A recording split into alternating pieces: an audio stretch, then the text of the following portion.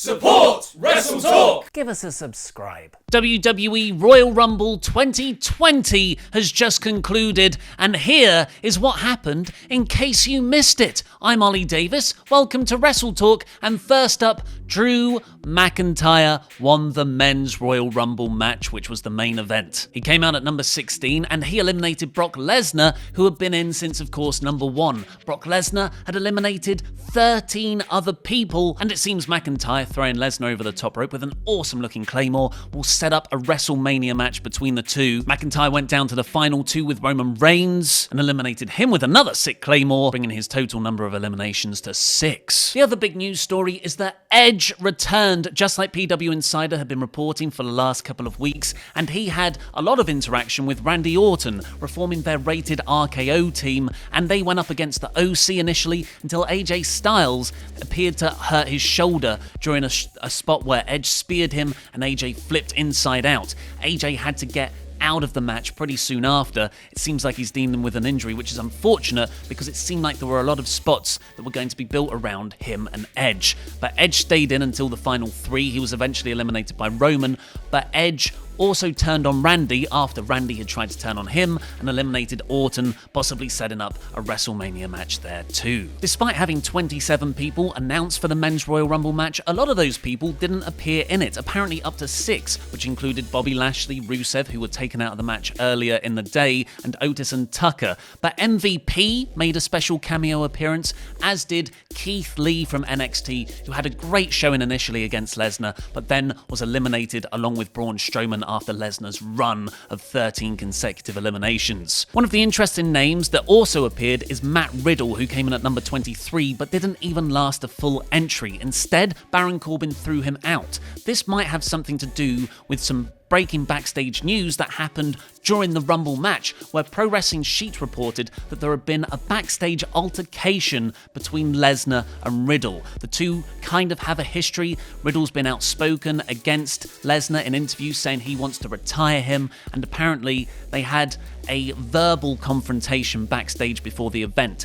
Speculation here, it seems Riddle, who was being put forward for a big spot potentially in the Rumble match, with Triple H saying he was putting him in there as the obvious choice against Lesnar, might be punished for whatever happened there. Unfortunately, the Women's Royal Rumble match wasn't so surprising and didn't create a new star like Drew McIntyre, which was genuinely cathartic. The whole crowd were going crazy. It was number 17 entrant Charlotte Flair. Came down to her and Shayna Baszler, and Charlotte rather unbelievably eliminated Baszler by doing a weird head scissors press-up over the top rope. We also got a host of surprise returns, as there weren't many people announced for the Rumble initially on the women's side. We got Molly Holly, Tamina returned, Naomi returned with a giant afro, it looked awesome. Beth Phoenix returned.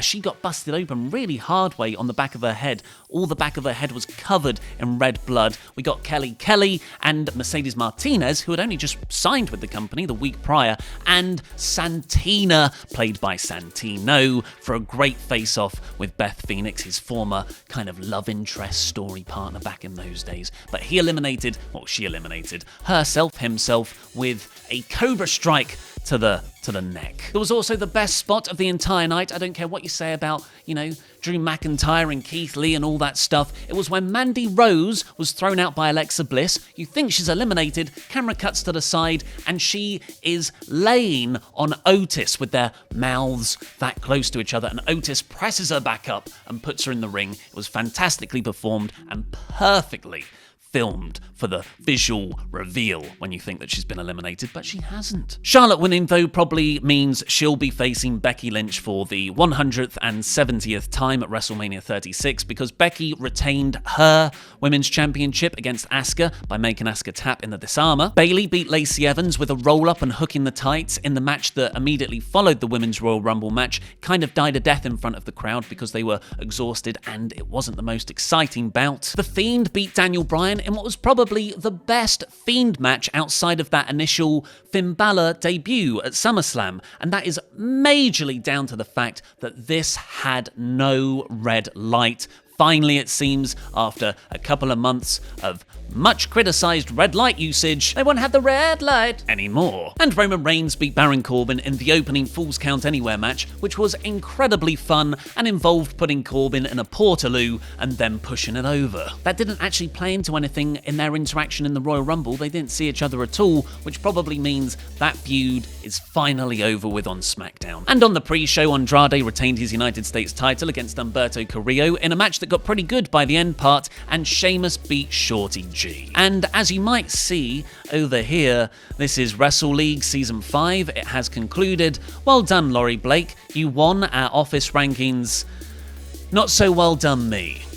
I lost. Which means I'll have to do a music video punishment in the coming weeks. Please get in some sort of suggestions in the comments down below, and we'll take them under consideration. And also tell us what you thought of the WWE Royal Rumble 2020 pay-per-view as a whole. I think it was a very good show. Please click the videos that have just appeared on screen to catch up with the latest awesome WrestleTalk things, and press this button right here, which will make you a pledge hammer on Patreon, where you can get access to loads of exclusive stuff. I've been Ollie Davis, and that was the Royal Rumble 2020, in case you missed it.